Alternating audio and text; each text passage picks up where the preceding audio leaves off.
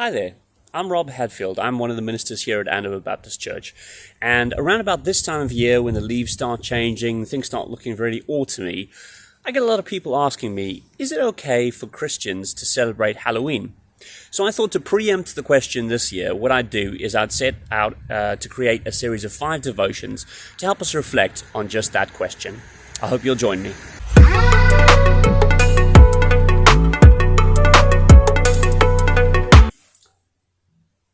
Today's devotion is entitled, Do Seek to Honor God.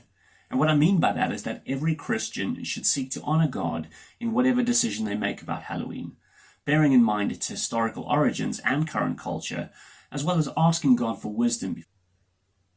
You see, the origins of Halloween are still debated to this day. There are 2 conflicting theories. Some historians believe that it's a festival with pagan roots, a Christianization of either the Roman feast of Pomona, the goddess of fruits and seeds, or the Gaelic festival Samhain, which took place at the end of summer after the harvest as the darkness of winter approached. The festival was based on the belief that the boundary between this world and the realm of the spirits of the dead grew thinner for a day, allowing the souls of the dead to return as well as evil spirits and supernatural beings. People lit bonfires and sacrificed vegetables and animals to God for protection from any malevolent spirits. They also set up places at their tables for the returning souls of dead relatives. Well, that's one view, but as I said earlier, there are 2 views about the origins of Halloween. Other historians believe the origins of Halloween are entirely Christian, the product of celebrating All Hallows Day, or in modern English, All Saints' Day.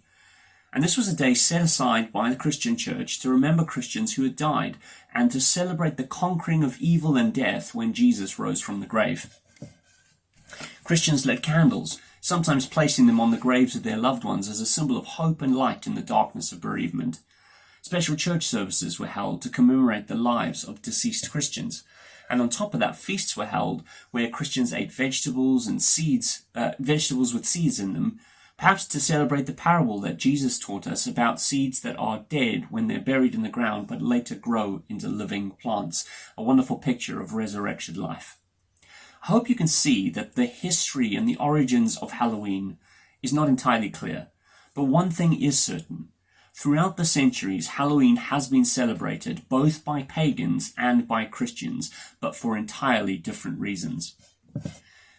In modern times, Halloween has largely been secularized and commercialized in ways that are probably quite similar to the secularization and commercialization of Christmas and Easter. But just like Christmas and Easter, Halloween had religious roots, and in ancient traditions of both the Christians and the pagans, we find connections to this festival. So, does that mean it's okay or not okay for Christians to participate in Halloween kind of festivities today? Maybe. Maybe not. It probably depends on what you're participating in, with whom you are participating, and what exactly you are celebrating, and why. I don't think that there's a simple answer that applies to all Christians everywhere. So, I'm simply encouraging you to seek to honor God in whatever you feel He is leading you to do.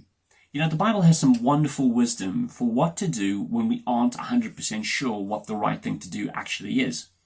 In the book of Proverbs, in the Old Testament part of the Bible, we find these timeless words which are some really great advice when making decisions about, contentious issues like these. It says in Proverbs 3, verses 5 to 6, Trust in the Lord with all your heart, and lean not on your own understanding. In all your ways submit to Him, and He will make your paths straight. We probably don't understand enough about the history of Halloween to know whether it's originally a Christian or a pagan practice, but what we do need to decide is who we are placing our trust in today. As Christians, we need to surrender all of our heart, all of our feelings, including our feelings about Halloween, to God. There are no exceptions. We shouldn't base our decisions on our own ideas, but rather on what we believe God would have us do. When we submit to His will for our life, we have the confidence that He will lead us to make wise decisions and to do the right thing at the right time. So pray about it. Ask God to tell you what the right thing is for you to do this Halloween, and then every Halloween. Because it might not be the same every single time. Or maybe the way you respond to an invitation to celebrate Halloween might depend on who's asking you to join them and what they're getting up to. Maybe your decisions regarding how you'll handle the subject with children will depend on how you feel is the best way to encourage them to love God and to love their neighbours. I'm praying that God will make your own path clear for you as we seek to honour Him. In the coming days, we'll seek God's wisdom in the Bible for some very clear do's and don'ts regarding Halloween. And hopefully this spooky season, you'll be able to make a decision based on how the Bible instructs us to live as people who trust Jesus in a dark world. I hope you'll join me each day this week. You'll find a link down below to the music video that I have chosen for us to listen to today, and I hope you really, really enjoy that. Thanks for listening. Goodbye.